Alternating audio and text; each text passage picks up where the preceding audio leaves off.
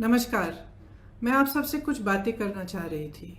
देखिए, काफ़ी समय से हम देख रहे हैं कि हमारे प्रवासी भाई बहन भीषण परिस्थितियों में, कड़ी धूप में, बगैर खाए पिए पैदल अपने गांव की ओर चल रहे हैं। ये लोग देश भर से आ रहे हैं, कोई गुजरात से आ रहा है। कल मैंने एक वीडियो देखा, एक लड़का जम्मू कश्मीर से चलकर सहारनपुर तक गया और उसको आगे बिहार तक जाना था। इसी तरह से आप सब ने देखा कि कई बहनें गर्भवती हैं।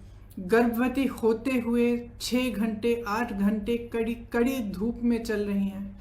कुछ लोग अपने बच्चों को गोद में लेके जा रहे हैं, कुछ टूटी हुई साइकिलों पर जा रहे हैं। एक और वीडियो मैंने देखा कि एक दादी दादा अपने पोती पोतों को उठाकर, इस तरह से दादाजी उनको उठाकर एक झूला सा बनाया था, उसमें उनको रख के उठाकर चल रहे थे। अब हम सबको अपनी जिम्मेदारी समझनी पड़ेगी। ये सिर्फ भारत के लोग नहीं हैं, ये भारत के वो लोग हैं जो भारत की रीढ़ की हड्डी हैं, जिन्होंने ये इमारतें बनाई जिनमें हम रह रहे हैं, जिनके खून और पसीनों से ये देश चलता है। हम सबकी जिम्मेदारी है इनके प्रति। मेरी है, आपकी है, सरकार की है, हर राजनीतिक दल की है। इसलिए मैं समझती हूँ कि ये राजनीति करने का समय नहीं है। बहुत ही स्पष्ट हूँ कि हर राजनीतिक दल अपने राजनीतिक परहेजों को दूर करते हुए सकारात्मक भाव से, सेवा भाव से लोगों की मदद में शामिल हों। तो उत्तर प्रदेश की जो कांग्रेस पार्टी है, इसी भावना को लेकर जैसे ही लॉकडाउन की अनाउंसमेंट हुई, उसके अगले दिन हमने हर ज़िले में वॉलंटियर ग्रुप बनाए, जिसको हमने कांग्रेस के सिपाही का नाम दिया। इन वॉलंटियर ग्रुप्स के ज़रिए हमने हेल्पलाइन जारी करी हर ज़िले में, और दिन रात हम खाना राशन बांटने का काम कर रहे हैं। इसके अलावा हमने सांझी रसोइयाँ खोली। उसके अलावा हमने हाईवे की टास्क फोर्स बनवाए, जो हाईवे पे जो चल रहे हैं उनकी मदद के लिए है। तो तमाम ऐसे कार्य हमारे बड़े से बड़े लीडर और हमारे ग्रामीण स्तर के कार्यकर्ता, हमारे ज़िला स्तर के कार्यकर्ता अपने ही साधनों से ये काम दिन रात कर रहे हैं। और इस काम के ज़रिए हमने अब तक 67 लाख लोगों की मदद की है। उसमें से 60 लाख के करीब उत्तर प्रदेश में ही हैं, और 7 लाख लोग ऐसे हैं जो उत्तर प्रदेश के बाहर फंसे हुए थे, जिनको खाना राशन की ज़रूरत थी और जिनका वापस आने के लिए हम कोऑर्डिनेशन कर रहे हैं। हमारी एक सेंट्रल हेल्पलाइन भी है, उसके ज़रिए भी हम लगातार दिन रात कोऑर्डिनेशन करते हैं। तो हम मदद करना चाह रहे हैं। हमारी भावना शुरू से सकारात्मक रही है और सेवा का भाव हो रहा है।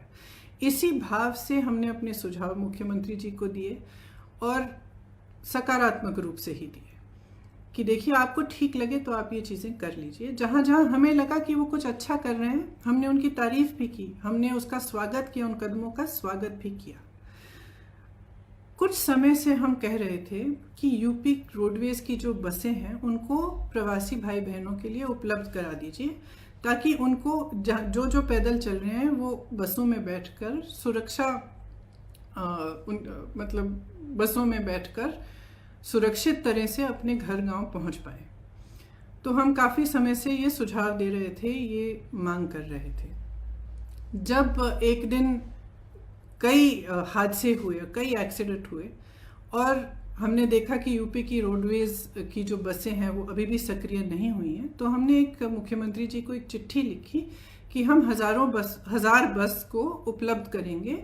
गाज़ियाबाद और नोएडा बॉर्डर पर हम इन बसों को रोक देंगे, और आप अगर अनुमति देंगे इसके संचालन के लिए, तो जो प्रवासी भाई बहन दिल्ली और एनसीआर क्षेत्र से चल रहे हैं उनको हम इन बसों में बिठाकर अपने घर तक पहुंचा देंगे।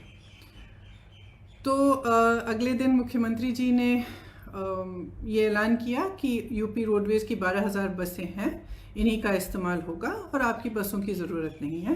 तो हमने 17 तारीख को सुबह 500 बसें गाज़ियाबाद में खड़ी की थी, हमने उनको वापस भेज दिया।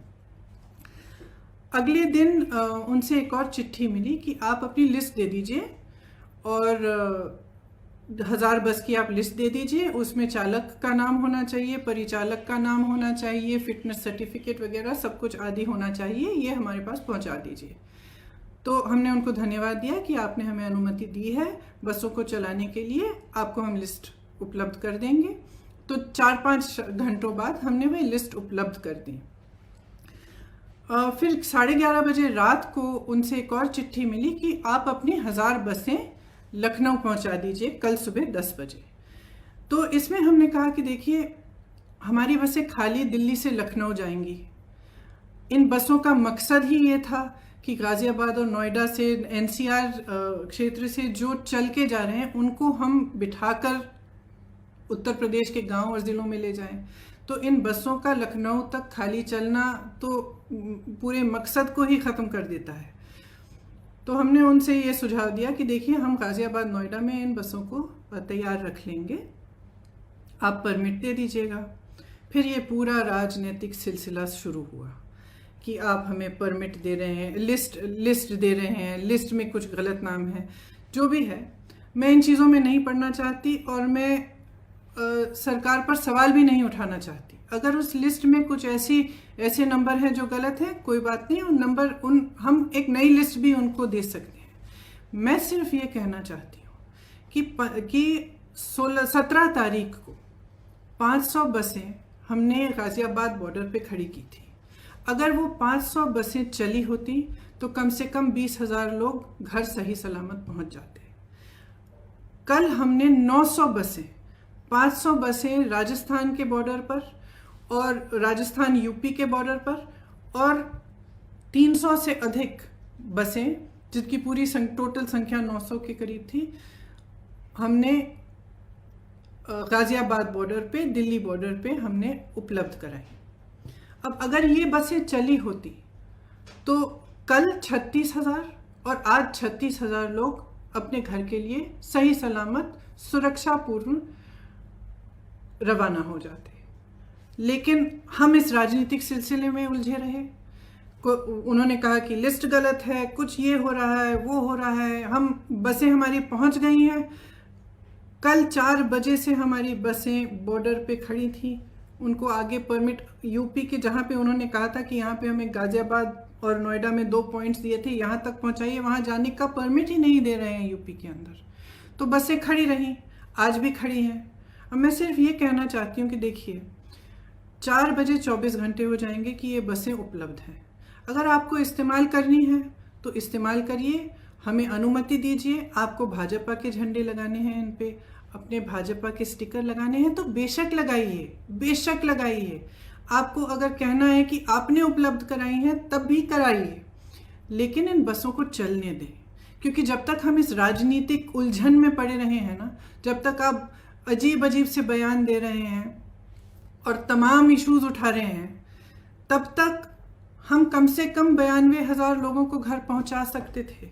और वही 92,000 लोग आज धूप में चल रहे हैं, उनके सामने तमाम मुसीबतों को झेलते हुए चल रहे हैं।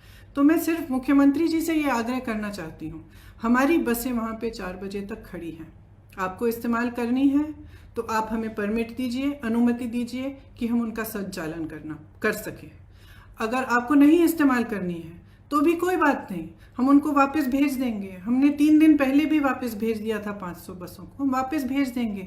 जिस तरह से हम लोगों की मदद कर रहे हैं, जिस तरह से हमारे लोग हर ज़िले में, हर शहर में, हमारे कार्यकर्ता प्रवासी भाई बहनों के और लॉकडाउन और महामारी से जो पीड़ित लोग हैं उनकी मदद कर रहे हैं, उस तरह से हम करते रहेंगे। हमें कोई परवाह नहीं है कि आपकी बसें हैं या हमारी बसें, हम सिर्फ एक सेवा भाव से मदद करना चाह रहे थे। तो मैं कहना चाहती हूँ अपने ख़ास तौर से अपने प्रवासी भाई बहनों से जो इस संकट में हैं और जो पैदल चल के जा रहे हैं, कि कांग्रेस का एक एक कार्यकर्ता, एक एक नेता आपके साथ है। आप उत्तर प्रदेश के जिस ज़िले से, जिस शहर से गुजरेंगे, हमारे लोग आपको मिलेंगे, आपको खाना उपलब्ध करेंगे, आपके लिए पानी उपलब्ध करेंगे, आपकी कोई भी सुविधा की ज़रूरत हो वह उपलब्ध करेंगे। हमारी जो क्षमता है उससे हम पूरी तरह से आपको मदद करने की कोशिश करेंगे और हम आपके साथ इस संकट में खड़े हैं। धन्यवाद।